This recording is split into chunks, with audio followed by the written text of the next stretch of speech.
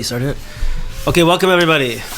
We're back from a bit of a break to get right back on with our Breslov book club of Thornhill, where we are studying, learning together the story from Rabbi Nachman, the Lost Princess, as written and explained in the book by Rabbi Yaakov Klein, The Story of Our Lives. And we took a little bit of break, and I'm very, very happy that we're all back together and looking forward to getting into this amazing, life-changing Torah again. I just wanted to remind everybody that when we started, Rabbi Klein had said that when we get about halfway through or something like that, that he would like to come on and do like a Q&A with us. And so we're not halfway through, but after this week's chapter, we will have finished the first section of the book. So I spoke to Rabbi Klein, and he's willing to come and do a Q&A with us. However, because of the time difference, it would have to be like in the early afternoon at some point. So after the class today, we're going to post something on the WhatsApp group to see who would be interested in having a session together with Rabbi Yaakov Klein, the author of the book, in like an early afternoon sometime coming up. So keep your eyes open on the WhatsApp group for that, because it would be a great opportunity to ask him questions, pick his brain, and maybe get to some different understandings, deeper understandings, why he wrote things the way he did, and whatnot. So subscribing and whatever the websites. I think everybody knows Breslov Thornhill. Check us out on YouTube. The Rav has other shiurim on there that are fantastic. Yaakov Klein's website, lpitorah.org. Tons of amazing content on there. And just to remind everybody, we have an email address if anyone wants to write in questions or comments or anything like that. bookclub@breslovthornhill.com. And that's about it. Okay, let's get going. So chapter 7. So yeah, you want to read the first part? Sure. Yeah. So when we left off chapter 6, at the end of chapter 6, the Viceroy had found the castle. He had made his way into the castle, and he was looking around. So chapter 7 starts like this. He saw that the king requested of them to bring the queen. This was to all of the, we mentioned there were all kinds of officers and musicians and jesters in the king's court. So he requested of them to bring the queen. They went to fetch her, and there was a great uproar and tremendous joy as they brought forth the queen. The orchestra played and the choir sang. They set up a throne for her, and she sat next to the king. She was the lost princess. As soon as the viceroy saw her, he recognized her. The queen looked around, and seeing someone lying in a corner, she recognized him. She stood up from her throne and went over and touched him. "Do you know me?" she asked. "Yes," he replied. "I know you. You are the lost princess."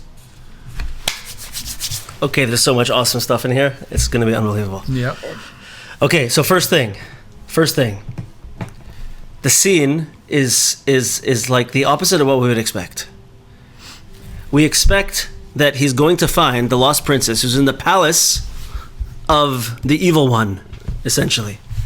So what do we expect? We expect that he's going to go into the palace, and it's going to be this dark, gloomy place, and it's going to be scary. There's going to be like bats flying around, and scary monsters and stuff. And she's going to be imprisoned like in a dungeon, in a jail cell. The princess is in captivity, is lost and gone in the palace of the no good, in the palace of the evil one. That's what we expect. But that's not at all what happens. Or even if the palace is nice and shiny and fancy and it's the realm of no good, at least she's going to be in some dungeon, unpleasant part of it. Right? So what happens? He goes in and he sees, not only is this palace beautiful and it's fantastic, like we spoke about in the last shiur, but so we spoke about the last week, right? That the power of evil is not something that looks disgusting. And it's not something that looks evil and dirty and yucky. The power of evil is tremendously enticing and looks beautiful and looks desirous and looks like something that we really, really, really want. And that aspect is going to affect all of us in our own way, in our own level, right? In our own desires. But beyond that, this takes it to a whole new level. Because not only is the palace beautiful, gorgeous, desirous, but the princess is not in the dungeon. She's not being held captive in some cell, right? In the deep, dark, dank basement. She's brought out, and she is the queen of this realm. She's the queen of the kingdom of the Sitra Achra. She's the queen of the kingdom of evil. How could it be? How could it be? What does it mean? So, the place that Rabbi Nachman goes with this, and the place that Rabbi Yaakov Klein goes with this, is very important. The title of this section in his book is not extinguished, but usurped. So what does usurped mean? Usurped means that a certain power or a certain force is not vanquished, not wiped out. Rather, that force is taken and used by something else. Not vanquished, but used, perverted, usurped. Right. So what Rabbi Yaakov Klein goes on to say is that we see that we talk about the main way that Rabbi Klein understands the lost princess. It's the amazing wonder of youth, the passion of youth, right? And what happens? We see he speaks about over here that as kids grow up and as kids get older, so some of that passion seems to go away, seems to be lost. You know, whereas you had little kids who were very, very excited for family events, who were so excited at holidays to dip the apple in the honey. And there's like nothing in the universe exists for that child at that moment except dipping the apple in the honey. And they're so happy and they're so excited and they're not embarrassed and they're just passionate and always looking for good, and every day is exciting to them. So as they grow older, as we have talked about throughout the book, that passion seems to get extinguished and seems to be lost. And all of a sudden, what do they become? Apathetic teenagers, right? Who don't have much to say anymore, don't really want to talk too much. They don't want to be too excited about things because it might not look cool enough, right? They start to be self-conscious and embarrassed and all these things, and that passion goes out the window. It's hidden somewhere, right? And we think that it's lost. So says Rabbi Klein, it's not lost, but it's been usurped. All of a sudden, other things start to become very exciting to that child. And they may be swept up in technology nowadays.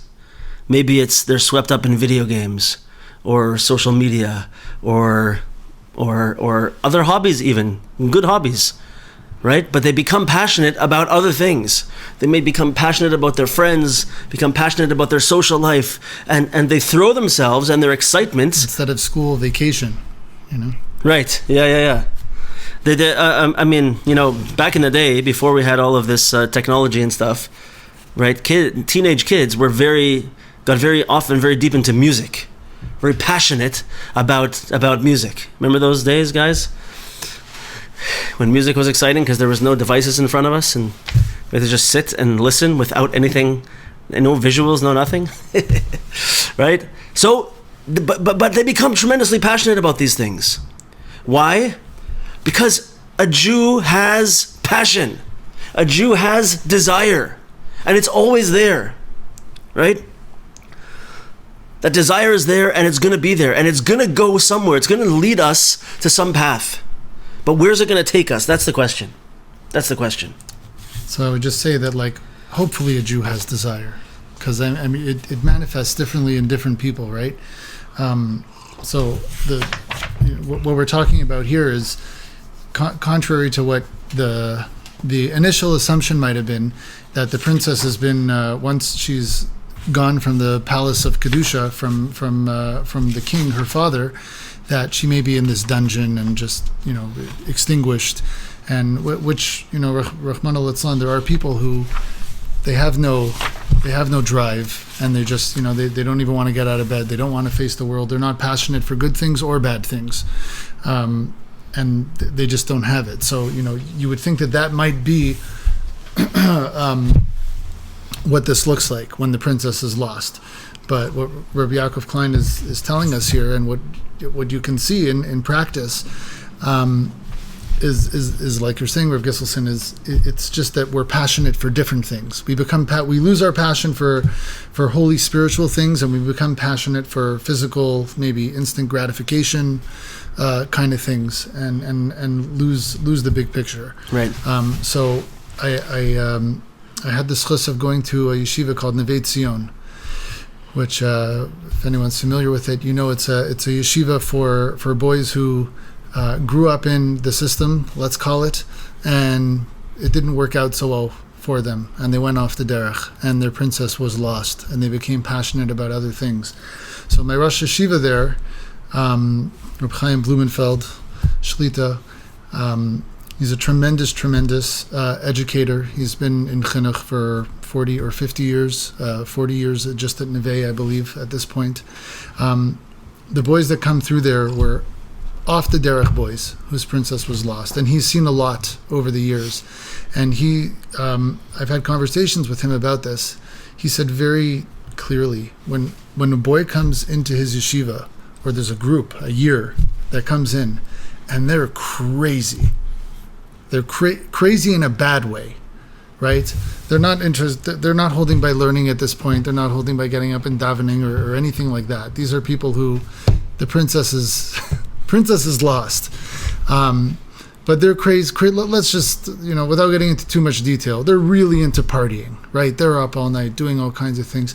When he sees that group of boys, he knows, I can do something with these guys, because they have fire, they have passion, they have koyach, they have strength. It's just about channeling it differently. Mm-hmm. It's about taking that strength and channeling it differently. He said one of the hardest pivots in his educational career, one of the hardest things he came across was when technology and devices, this isn't even yet with our super smartphones of today, this was, let's say, 20 years ago, when the first boys started showing up with laptops and downloaded movies and shows and stuff like that. And instead of having these guys who were full of passion and life for bad things, he just started getting guys that just were staying in their rooms, just glued to screens. And there was just that was extinguished. That was extinguished. There was no passion anymore. And he found it much, much more challenging to reach a guy like that, because then you had to, number one, light up something in the guy, mm-hmm. Help him realize that he has a pulse still, right? Just to drag him away from the screen, and then make sure that it's being channeled to the right place. Right. But the point is to realize, I want to read something here. It's a Facebook post that Yaakov Klein did about a month ago, on this idea, and it addresses this point about passion very strongly. I'm just going to bring it up here. So it's called Judge Your Yetzer Hara Favorably. He says, we often think that our impulse for physical gratification and our desire for spiritual growth are two completely different forces. But the tzaddikim teach that it isn't so. Our yearning for physical pleasure is in fact a holy impulse in disguise, a misplaced ratzon for closeness with Hashem that unfortunately has us looking in all the wrong places. Do you know what happens when in a moment of taiva we are able to confidently look past the Yetzer Hara's facade and say, you can't fool me. I know exactly who you are. You put on a great show, but I know that you are truly the Yetzer Hara in disguise, that I don't really want what you are pushing me toward, and that really what I want is closeness with Hashem. The very same thing that happens to the alpha male tough guy in high school who bullies classmates and teachers alike, until a Rebbe puts his arm around his shoulder and says, I'm able to see you for who you truly are. You are not this tough guy who likes hurting people. You are a shining neshama who is in pain, and I am here for you. He melts away. Rabbi Nachman's advice of judging even the completely wicked favorably so that they will truly be brought to the side of Kedusha doesn't only apply to others or even to ourselves. It applies to the Yetzer Hara as well. See him as an evil force that must be battled and eradicated, and you will always lose. But see him as a holy force whose energy, yearning for pleasure, must be channeled in a way of holiness, and he will simply melt away, revealed as never having truly existed in the first place. Don't be fooled. It's so awesome. It's so awesome because it's. Let's try and get a little bit more into this idea. I love this idea. Yeah. So he says later on, if you want to follow it on pages 148 and 149, Yaakov Klein says along these lines what Shmuel is saying. We'll bring it out a little bit. He talks about this idea of desire, of ratzon. Later on, in like 1 or 2 chapters from now, we're going to spend the whole entire shiur talking about desire, ratzon, which takes up a very, very large place in Rabbi Nachman's Torahs and Rav Kook also. But over here, he gives this explanation. There's a special tefillah that Rabbi Nechunya ben Hakana made when you come into the Beis Medrash. And it's said also when someone makes a siyum on a Masechta, they say this over also. But one of the lines in it is Anu ratzim v'hem ratzim. The general, which means we run and they run. So this whole statement says, Baruch Hashem, that we're learning Torah and that we're trying to focus on holy things. We're running to shiur. We're running to, I see there it is even driving to learn Torah today, right?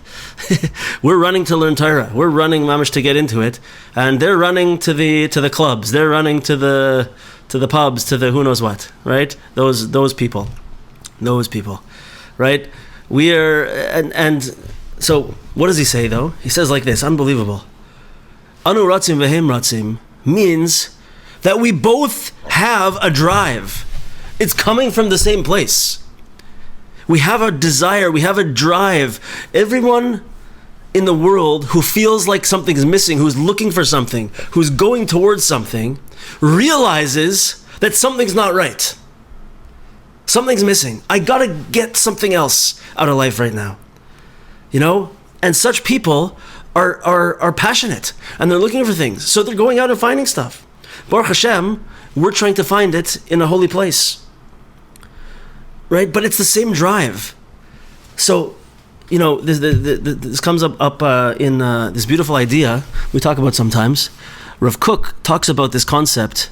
It's very well explained by Rav Moshe Weinberger, by the way. Rav Kook talks about this concept of different types of neshamas. One type of neshama being a tohu neshama. Neshama is the tohu.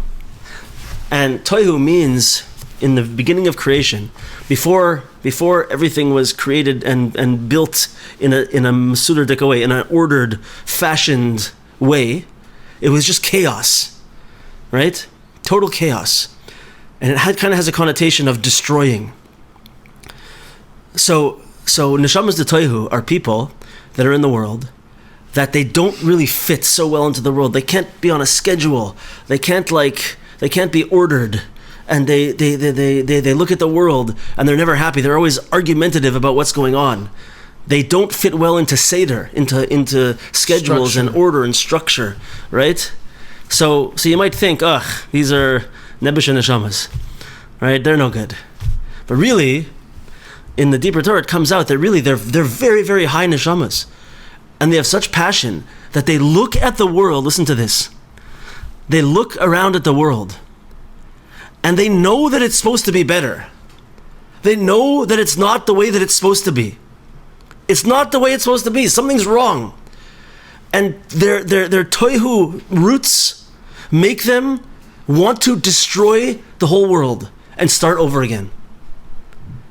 What's going on right now has to stop, has to be taken down and burned, and we got to start fresh again. It comes from a very, very holy place, right? But really, it's that same desire. When we look in the world and we're not satisfied, and we want something deeper, we want something more, that's why we're all here. Why are we all drawn to this story of the Lost Princess? Why are we drawn to the Torah of Rabbi Nachman? It's because we all feel that we need something more, and there's supposed to be something more. And so we're going. That drive is taking us places. But he's saying that it's the same drive. He brings in a footnote here, this beautiful idea that by the Pesach Seder, which we're coming up to soon in Mirza Hashem, don't mean to scare anyone about house cleaning, but, right? So we have the questions to the 4 sons. And one of the 4 sons is called the Rasha. right? And so what's the answer to the Rasha, to the question of the Rasha, the evil son? The answer to the question of the Rasha is Hakhe es shinav, break his teeth. And it's a hard question to answer. And in the old days, when there was when people were tough, it was pashat pshat. That was just what it meant, right? But everyone's always looking for deeper meaning to this statement. Haki es shinav, break his teeth. So one of the deeper understandings that's so awesome. He brings down this in note 11 here, if you want to see it over there. Is within the word for teeth, shein, right? It's the same word as the letter shin. And the letter shin has a connotation in many ways. I don't know if he brings these all over here, but of referring to root, to a root, a shoresh. It's it has the same. The word shoresh has the letter shin in it twice, but also that's the way the letter looks. It's grounded at the bottom, and then it kind of grows out in three branches. It also represents our three avos, Avram, Yitzchak, and Yaakov, which are our spiritual roots. So the letter shin has a connotation and is connected to our individual spiritual roots, right? So one of the ideas is here, Hakeh Shinav, is you take that Rasha, right, is the letters Resh, Shin, Ayin. And what do? You smack that word, the Shin, the Shinav, you get that Shin out of there. Take that root out of there, and what are you left with? You have the Shin, you have the root of that person, and the two letters that are left over are Ra, evil. The idea is that root, that poor boy, the poor girl who's asking the question, and she seems like a Rasha. It looks like she's just trying to what am I looking for? What's the word here? She's trying to pick a fight with everybody. She's right. He's trying to bring down the Seder, right? He's trying to mess everything up. What's going on inside there, right? Is you have a beautiful root. You have a holy soul, and that holy soul is just trying to be heard, and is just trying to figure something out. Knock that holy soul out of the Ra. Find it, bring it out, allow it to flourish, right? That's what it says. So there's more to talk about this. Amazing, amazing, amazing idea. But in the meantime, let's just remember this. There's one more thing we got to see here. You know what? We're going to the back, and we're going to come back to the beginning afterwards. Go to page 152 if you have your book. The idea we're talking about here, that I love so much, is that all of our actions, these things that we do based on our drive and our passion and our desire, even the things like Rabbi Yaakov Klein said that Shmuley read over, the things that we do that are not good things from the outside, they're really coming from a holy place. They're coming from the fact that we need something. Something's missing. And I'm not going about finding it the right way, but it's coming from a holy place. So judge, just like we judge each other favorably, we judge ourselves favorably, we've got to judge our Yetzer Hara favorably. We have to understand where it's coming from. Because when we understand where it's coming from, we can forgive ourselves and we can move on and we can do good things. We can understand ourselves better. But he says over here, this is an unbelievable paragraph. Maybe look at page 152. And I'm going to read it out loud, a little bit of it. Listen to this. Countless other lost princes and princesses are often not so lucky, drowning in the waters of self-doubt and shame. Our students, children, and friends desperately yearn for a life jacket, a word of encouragement, of support, for us to let them know that they are yet precious in our eyes and in Hashem's eyes, and then everything can be turned around. But they find it impossible to get our attention. In their own way, they jump up and down, waving their hands and shouting at the top of their lungs.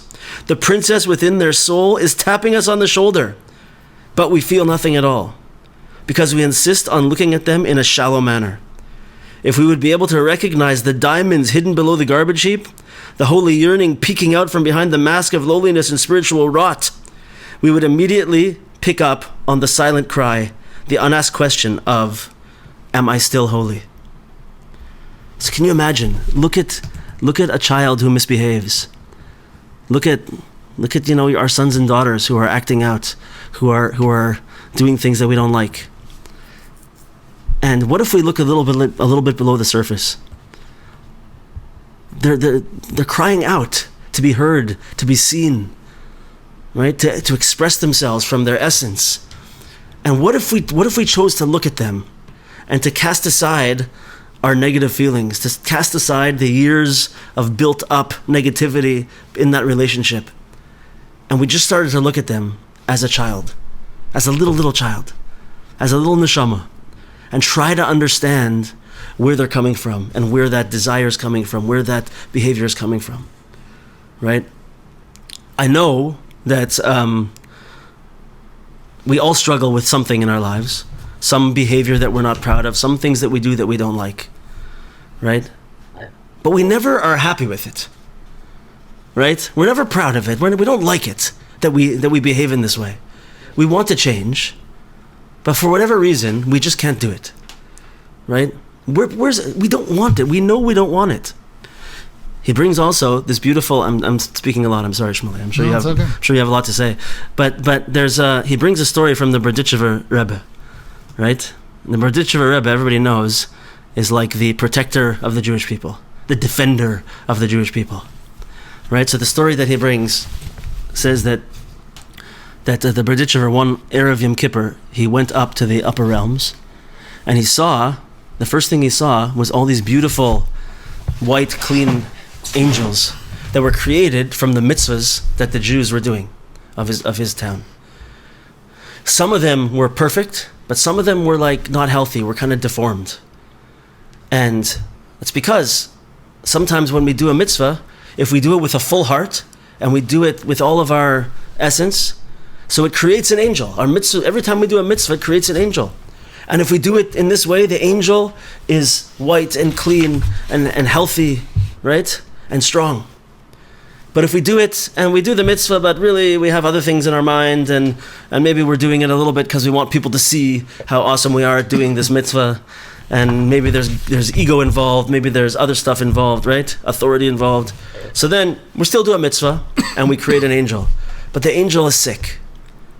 The angel is missing a leg. The angel has a heart condition, he says, right? This kind of thing. So that's what he saw, those two different kinds of angels. But he also saw these dark, evil-looking angels that were created from the averas that the Jewish people did.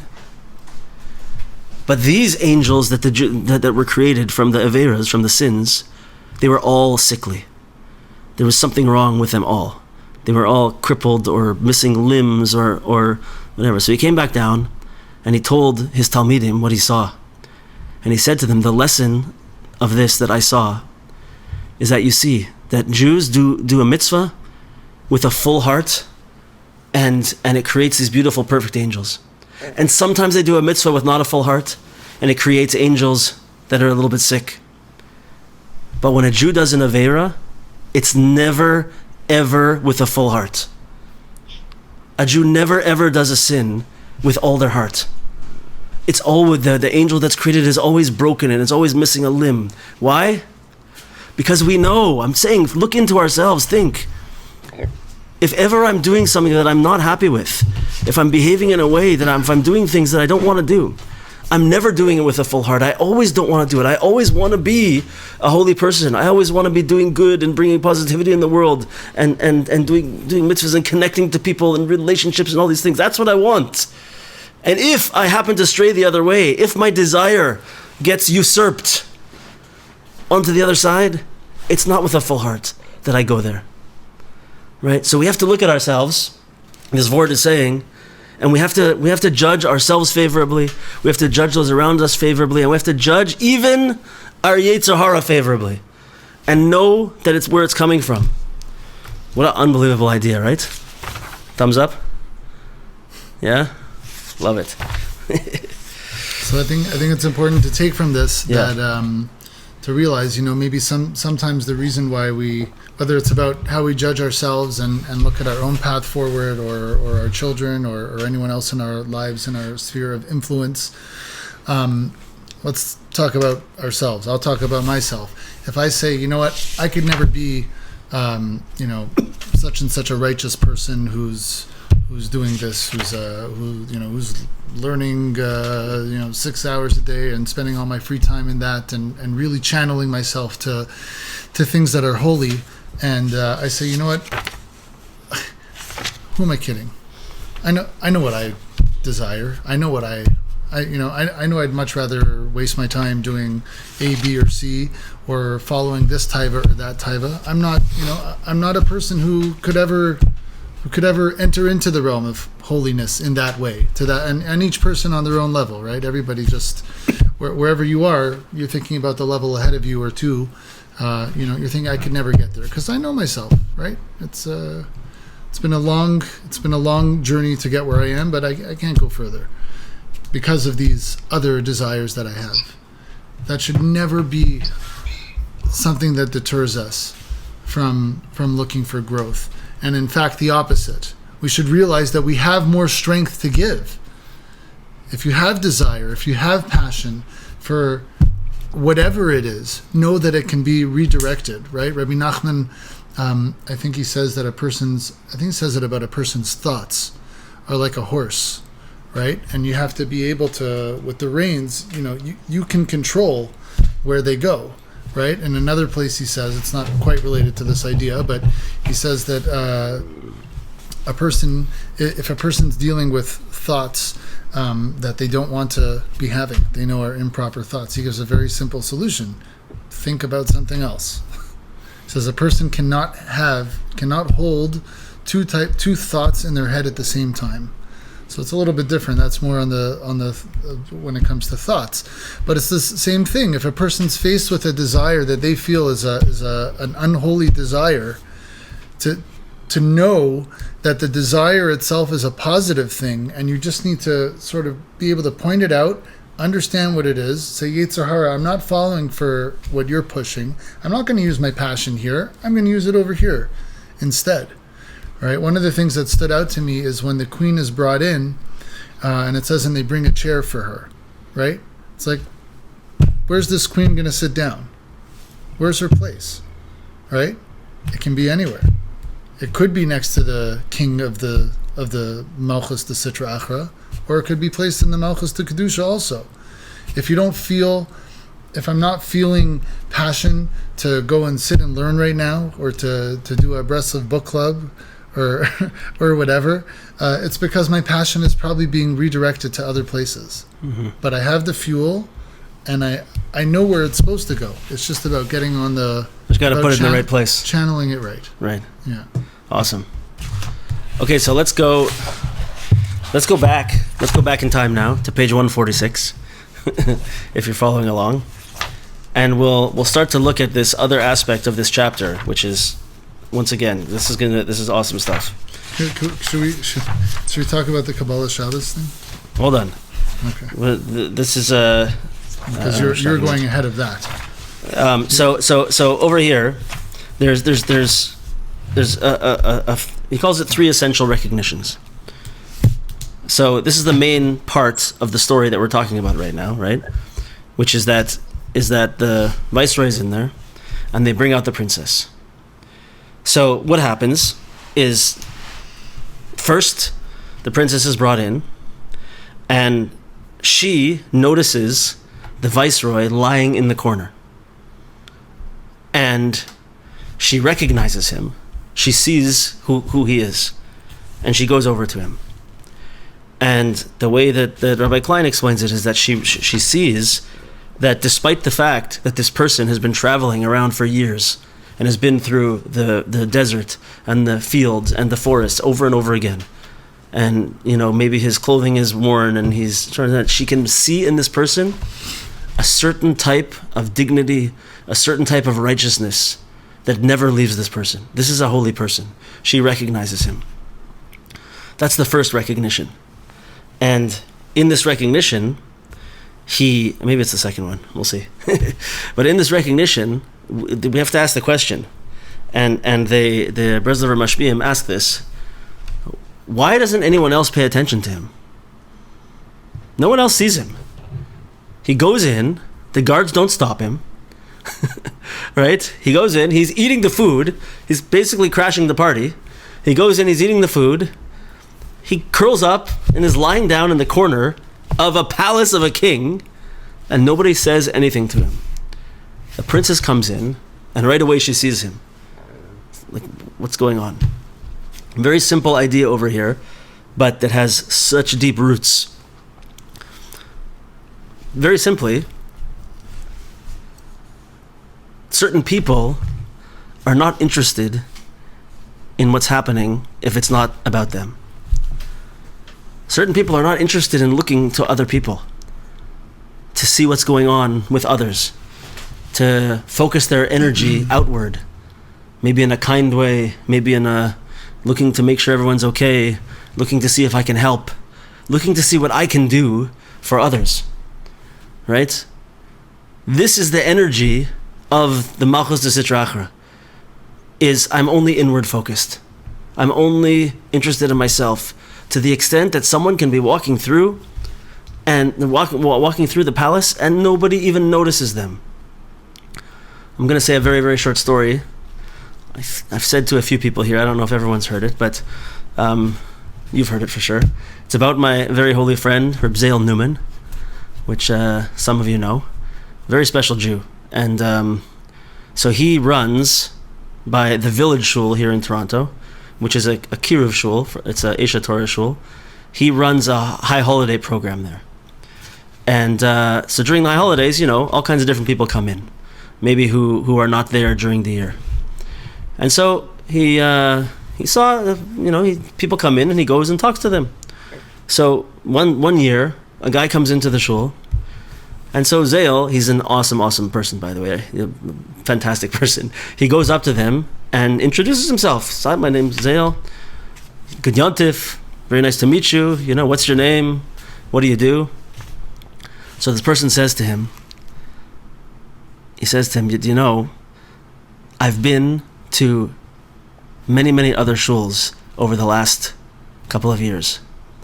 And before I walked into this shul today, I said to myself, if it happens again, if again nobody talks to me, nobody says anything to me, I'm never stepping foot in a synagogue ever again in my life.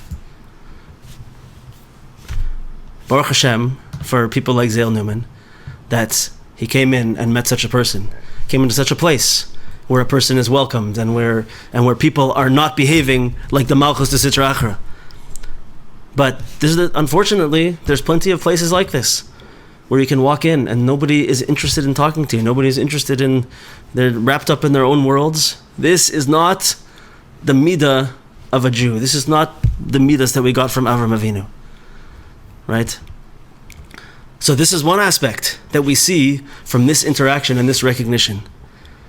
Chas v'shalom, that we should only be interested in ourselves and not be looking to connect with other people, to help other Yidden, to bring people close, to give tzedakah, to see, do you have problems, can I help you, can we get together? It doesn't even have to be that someone needs help or needs money or needs food or something like that. Two Jews get together, and those two neshamas put together, they can make fireworks. We start to talk, we start to say Torah together, we start to talk about ideas, and we create new worlds with what comes out of us. Just to connect with other people is totally amazing. Right? What a beautiful idea. So that's one recognition. What else? Got anything on that one? Yeah, so on that, I kind of had a different idea. I've heard this spoken about before as to why this question of why does nobody bother the Viceroy, and it really can go back to last chapter also, when the Viceroy is initially going through the castle, and at first he's concerned about the guards, and he waltzes right through, and he's going from room to room of the castle, and nobody's saying anything to him. Right. And this is a continuation of that. So just one other idea. I don't think we said it on the last shiur, but I think maybe the reason for that is we have to remember what the Viceroy represents, which is that Pintele Yid, that Nukuda Tova, right? Whatever you want to call it, that Chelek Elikam Imal, that piece of Hashem from above that resides within every single Jew. That piece of our neshama, that piece of me and you, cannot be tainted ever, no matter what. And for that reason, he is invincible in that castle, and maybe part of that invincibility is being invisible to all of these negative forces. Whoa, that's a good one. And that's, yeah. Is that from this book? No. Whoa. No. That's a good one. So that is why I think the Viceroy is, he's able to go around. The only one who can see him is the princess, right? And that plays a big point into, when I was originally reading this chapter, and I was thinking, wow, this is Teras HaZamra, which is one of Rabbi Nachman's fundamental teachings about looking for the good points in ourselves and looking for the good points in others. And then towards the end of the chapter, he actually quotes it, and I was like, okay, that makes a lot of sense. What's happening in this chapter, which you'll see is called discovery, is I think it's the discovery of that Nekuda Tova within ourselves, right? He's been looking. I mean, he is the Nekuda Tova, but there has to be this synergy between Viceroy and Princess for the ultimate goal to be reached. So now we're sort of flipping, from our point of view, we've been the point of view of the Viceroy for a while, where we're looking for that lost passion. So now to flip roles, where we are the Princess, we are the passion, and we're saying, you know what, I'm in Sitra Achraland, I'm drowning in Taiva, I'm drowning it, like I've no shaykhs to Kedusha. How am I ever going to get out of here? Right. And then you recognize something throughout. You see through the whole crowd, through the fanfare, through the whole party that's going on around you. You see something there in the corner, and no one else even sees it. Right. And you're seeing something about yourself. So awesome. So you're seeing that Nekuda Tova about yourself. So hold on a second. So you're seeing something about yourself. What happens right at that point, right, is what he calls I think the third recognition over here. This is my favorite one of all the recognitions, right, is that the princess doesn't go over and say, hey, Viceroy, I've been waiting for you. You finally found me, right? I'm the holy princess. I'm the king's favorite daughter. You finally came and got me. It's about time. That's not what she says, right? What does she say? She says, do you know who I am? Do you recognize me? So the frame that we're placing on it over here, she wasn't just asking him, hey, do you recognize me? Like, do you remember me? She was saying, I remember you. You just woke me up. You just reminded me about my past. But I've been here so long. I'm in this kingdom of evil so long. I've sunk so low. Could I still be the princess? Could I still be a holy soul? Could I still connect to the king? Can I come out of this? Can I get back to who I used to be? Right? In other words, she doesn't even recognize herself. She needs to be reminded, yes, I remember, I know who you are. You are the princess that's lost. You're the princess. Everything that we said leading up to this is leading up to this point of the princess recognizing herself. Because like Shmuley said, we are the Viceroy. And we're making our way into the palace of evil, but we're also the princess. It's not a linear story. We're part of everything, right? And this is an aspect of us. This is an aspect of our children, right? So it's those children that we talked about, who are acting out and who don't know what to do with themselves, and they can't figure out how to get on the right path, and they're trying to get our attention in their own way. Do you still love me? Am I still precious to you? Am I still precious to you? Right? And sometimes we have to think about that about ourselves also. Sometimes we get so down on ourselves. Everybody knows from in this group that Rabbi Nachman was very, very, very careful to always say we have to do whatever we can to stay away from sadness, to stay away from atzvus and mara shachara. And we can get so down on ourselves, and we can feel so distant and so far away. All of these actions that we've been involved in can pull us to such a low place if we're not careful. If we're not careful, that we can start to say it. We can say this about ourselves. Is there even any hope for me to connect with the king? Am I still precious? Am I still anything? Or am I too far gone? Or do I even remember what my potential is and what my spirituality is? So he quotes Rav Kook here in a footnote, just totally on his point. It says, a lack of faith in the essential goodness in oneself and others, friends, children, and students, etc., brings to the weakening of the heart. This weakening prevents a person from accessing the spiritual nature of elevated structures. One worries that one is perhaps not fit for elevated yearnings which the soul so desperately expresses. Because of this, one proceeds and falls, dwindling. This is the entire foundation of a person's downfall, which brings to various spiritual ailments, hate, and much spilling of blood, a lack of faith in the essential light of goodness that shines within the soul. Exactly. It's and the answer, like we said, is a zamra. Yeah. To recognize, to look for and recognize that essential, untaintable good. So in each person. Yeah, 100%. So it's amazing how Rav Kook and Rabbi Nachman are so together very often, right? Didn't they say so? Yeah. Didn't Rav Kook say me and Rabbi Nachman are one? Yeah. So, I want to just say one statement that I think is very important. You tell me what you think, and then maybe we'll open it up to questions or comments. But some of the things that we're saying over here, people get upset with. They do? So, who gets that? Some of the things that we're saying, like for example, you have to understand that even when we're doing things that are not good with passion, and when our desires are coming to the surface in a way that is an avera, sin, or we're behaving in not a good way. Some people say, what are you talking like this for? It's wrong. Don't do it. Don't talk about that it's coming from a good place. Like, this is not the way, this is not our way. Right? Nicht unsere derech. This is not the way we do things. And you'll never hear this type of thing discussed. You could go to yeshiva from morning to night, from the time you're bar mitzvah till the time you're 60 years old, and you will never ever hear anything that we're saying here tonight. Only in many yeshivas. Yeah, only in the deeper Torah will you hear such a thing, right? But this is why, in fact, I think especially in our generation now, it's so very important.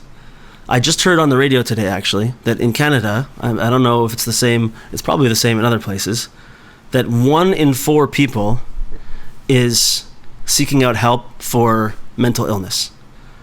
And that's including anxiety and depression and these types of things. And so many people, I don't know about you guys, but I know so many people. Many people come to me, and many of the people that I've been connected to for years suffer so much because they get so down and so depressed and so negative about themselves. It's a plague. You want to know what the real magefa, the real plague out in the world is? And I hate to say it, I'm ranting a little bit now, but all of the things that have been happening, all the government restrictions and everything that's been going on is making these things worse and worse and worse and worse, right? And people are so low and so down, and that life is so difficult for so many people, and they feel so negative about themselves. We need this Torah. It's so important for us to be able to say, you know what? I am the princess.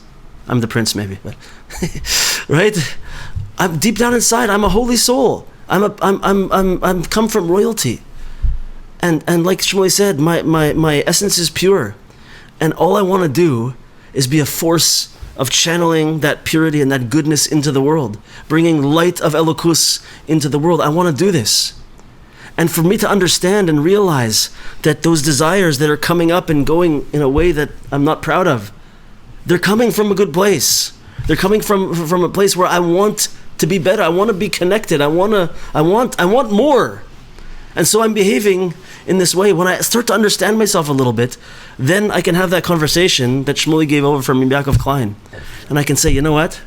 I see that I want to go and do this thing. And I know where it's coming. That's my Yetzer Hara. But my Yetzer Hara is not where it comes from. Really, there's something that I have there that can be used for tremendous good. There's a desire that I have there for something amazing, something fantastic, something holy, something special, something that's going to bring goodness into the world. And I know that's where it's coming from. And it makes it a little bit easier for me to avoid that and for me to start following that path, as opposed to just being so buried in the weight of all of the negative things that I've ever done. Carrying baggage, a gigantic burden of the things that I've done that I don't want to do. The sins and the averas and the times that I yelled at people, the times that I was selfish, the times that I didn't have gratitude, the times that I was an ego person, that I was angry. All those things are weighing me down. I can start to realize that where they're coming from, and I can start to throw them away and say, I'm ready to take that and put it in the right place. I'm ready to channel it into the right place. And all I got to do, this chapter, is for us all to wake up and to realize I am the princess. I know that sounds funny coming out of my mouth, but I am the princess, and I'm the viceroy, right? I'm a holy person, and I'm going to do what I can to be a holy person. And this is the initial wake up. And now in the chapters that are coming, we're going to start to develop the pathway. How do we start to free the princess, right? So with that, unless you have something else, I'd like to open it up to questions, comments, statements, rants, whatever. Yeah, go ahead, Sima. How do you spark? How do you ignite someone else? Someone that is being like all the way like off the derech, off everything. And you try all kinds of ways, and he's still in the darkness. So how do you ignite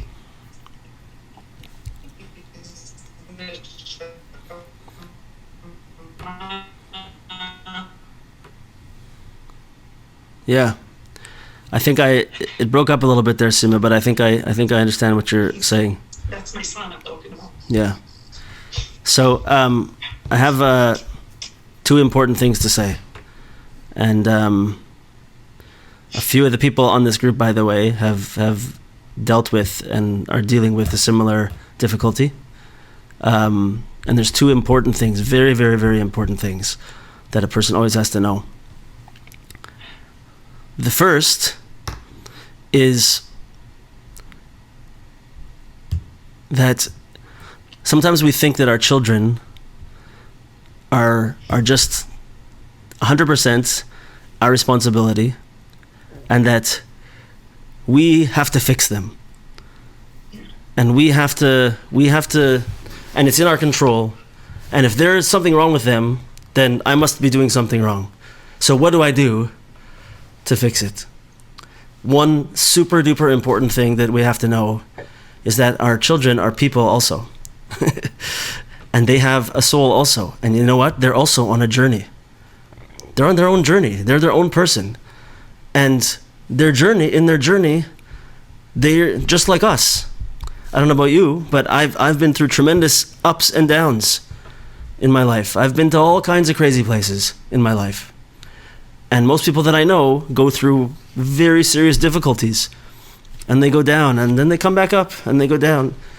And everybody in the world has to go through a life of tests and challenges and difficulties and struggles and suffering, and we're always going up and down, right? And our children, whether we like it or not, they are individuals. They're their own soul. They're their own person. And they have to go on their own journey. And sometimes I can't just fix it. I can't just do something that's going to change everything. It's important to know that I have to live my life, and I have to do the best that I can, and I have to be an example for them. I have to try to help them. But ultimately, they're on their own journey, and Hashem is giving them exactly what they need also. There's no such thing, we don't like to say over here, there's such a thing as going off the derech. Because when a person is struggling and going through a difficult time, that's part of their life. That's part of their path. That's part of their existence, right? And it's not off the derech. It's just that right now their derech is a little difficult. Right now their derech is challenging, and they're facing, maybe some suffering and maybe some pain. but it's part of their derech.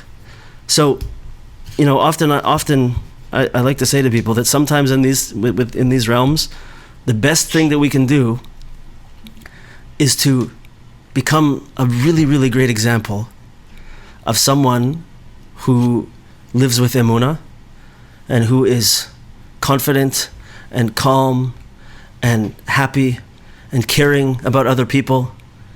And more often than not, some people here who are here right now in this class have experienced tremendous change in their relationship with their children and with other people also, because they took this on and they started to think, you know what, I'm going to be something that my kids can look at and can say, wow, I want to be connected to that person. I feel light. I feel safe. I feel connection. I feel like this person cares about me. That's the kind of thing that can wake a child up. It's not going to be, most of the time, that they just, here, read this book. Sometimes it works. But it's most of the time not read this book, or here, listen to this rabbi speak for half an hour. Right?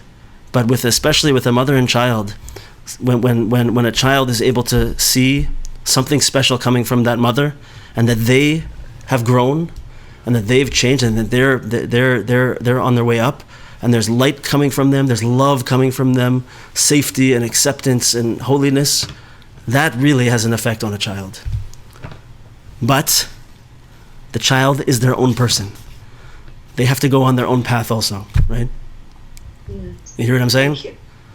Yeah, you got me chizuk. Thank you. Okay, I hope so. Can I add one Please, point? please. I think we have to say, and it's been such an integral part of this chapter that we just learned, but Rabbi Nachman's own advice in this realm would be azamra, which is essentially standing on one foot.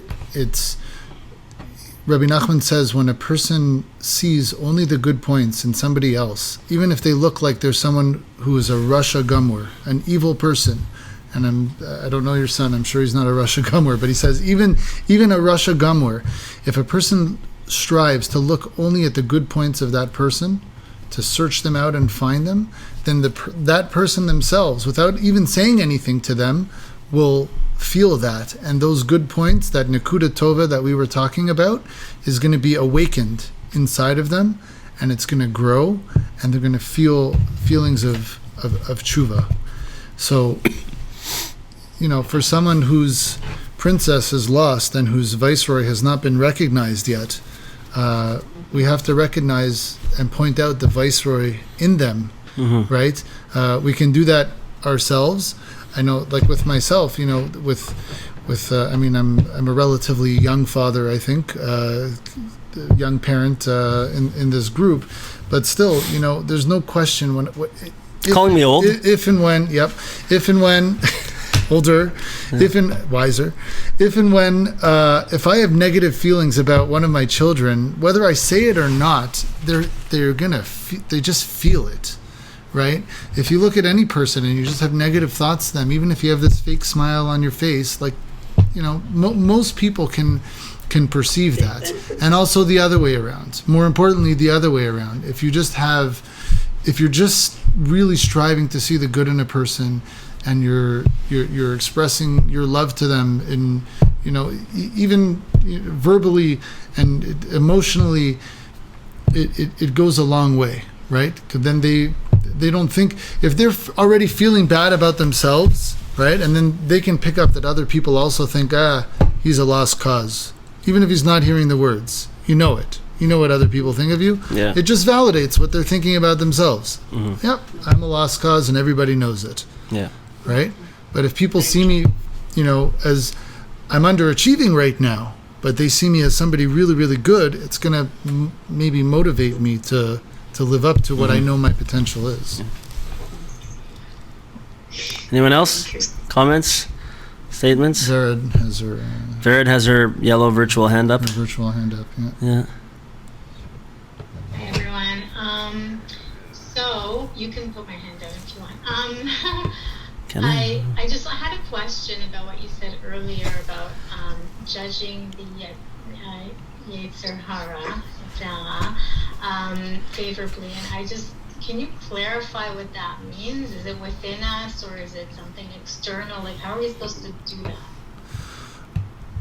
I think what it means, and this was a post that Yaakov Klein had written, I think what it means is just because you're experiencing a certain Yetzer Hara for whatever it might be, not to think that this is the reason why I can't grow, right? Because I have these Yetzer Haras and I give in to them.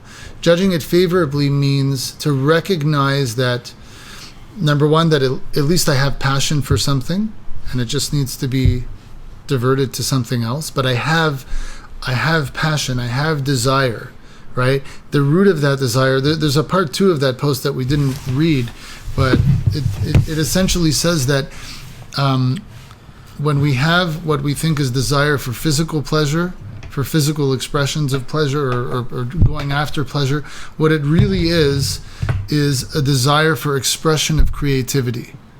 And we just need to find the right places to express it, whether that be in music, in art, in learning Torah, in doing chesed. We want to be giving to the world. We want to be expressing ourselves to the world in some way, right? How about this? How about like an example? Like, this is the way I think about it, is along the same lines. But so let's say you got a person. Let's think of some kind of behavior that's not too touchy to anybody. Let's say you have a person who overeats sometimes, right? Relatively common issue. And when they overeat, how does a person feel? What happens? A person overeats and they snack and maybe they binge and they feel terrible about it because they don't want to do it. And they feel disgusted with themselves. So what happens? Why did they eat in the first place? Because there's a hole. There's a discomfort. Something is not there that should be there. So I'm trying to fill it up, right? So I do something that I shouldn't do, and I overeat, I binge, I do this, I do that, and then the next day, and then I feel even worse about myself, right? And so then what do? I do it again. Even more maybe. And you could attach this to any behavior in the physical realm, even the material realm. Shopping, sometimes people have this problem with material shopping, debt, this kind of thing, right? And they feel bad. So I can be disgusted with myself for what's going on, and that only makes it much, much, much worse. Mashain Kain, what if I didn't look at myself with disgust, but I looked at that Yetzer Hara and I judged it favorably, and I said, you know what? I want to do this. I want to overeat right now. I want to binge. I want to go and spend money and buy stuff right now. And it's because something's not right. I'm missing something. I want something right now to fill a hole inside me, and it's not there. And it's not food, and it's not physical desires, and it's not this, because you know what's going to happen after I eat? 5 minutes later, my stomach's going to hurt, and I'm going to feel so guilty. It doesn't fix it. That's not what's going to fill the hole. And if I can just say, you know what? There's something that I desire, and that thing that I desire is gonna change me, and is gonna lift me up, and is gonna bring that tremendous light to me, right? And that's why I feel this way, right? So then I can put myself on a path of trying to have that awareness and try to fill it with the right thing, right? It's a tremendously powerful idea. Make sense? Yeah, I think so. So it's like self-acceptance and forgiveness, right? Yeah, but also acceptance, but saying that that's really, there's something good there that wants to be expressed, that wants to be filled. It's goodness, right? It's like what's the saying, when you're trying to fill a God-sized hole with things that aren't God? Oh yeah. Sounds good. You ever heard of that? No, it sounds good though. Something like that. It's about desires. It's about when we indulge in, instant gratification kind of things, like you mentioned overeating or shopping or whatever. Whatever it is that a person is doing, or drugs and alcohol or whatever it is, you're looking for something, right? Yeah. And it's never enough. It never is like, I did it. I accomplished it. Yeah. It's because a person has a hole inside them, and Yeah. the size of the hole is a God-sized hole. And whatever you try to fill a God-sized hole with is not going to be Got to fill it enough with godliness. other than godliness. Exactly. Yeah. But realize that the desire itself is a good thing. Yeah. Right? It's just recognizing what the desire is truly for. It's getting past the facade of the Malchus de Sitra Achra, of the Yetzer Hara, making you think that, you want this and you want that. What you want is Hashem. You want closeness with And Hashem. being depressed and disgusted with ourselves will never, ever, ever come out good. It doesn't work. Yeah.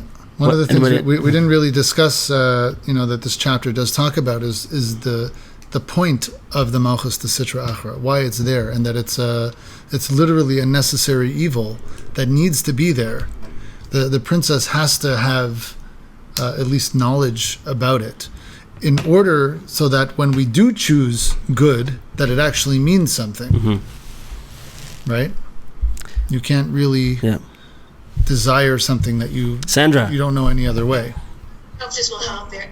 For me, it's the Yetzer Hara is the things that I'm trying to work on. So it could be patience. So I'll get in a situation and I'm being tested for patience with my child, and I'm like, okay, you're doing this for me, not against me, and it's really a gift. It's hard, but if you can see it like you're being tested on something, then the other side of the coin is, I guess, the good desire, where the one side of it is the part you're trying to move away from. So am I going to yell and scream and lose my patience, or am I going to have patience? And I find prayer just incredible. Like in my walks, I talk about the things that I'm trying to break, and that's where the miracles have come in, because you're given the test, and then if you can recognize it and overcome it, you've been able to address that desire and to put it into the proper place. So that's Sandra. That's you said the thing that we say a lot, that Hashem is doing this for me, not to me. Right?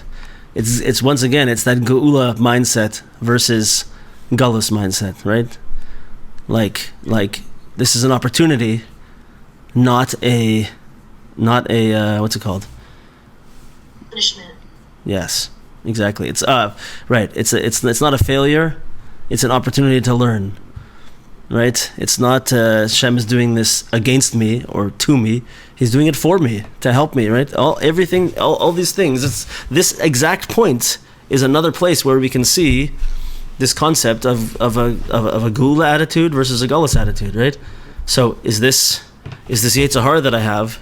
Is it just a disgusting part of me that I'm embarrassed about, that I'm just going to bury deep down and keep feeling worse and worse about? Or am I going to say, you know what?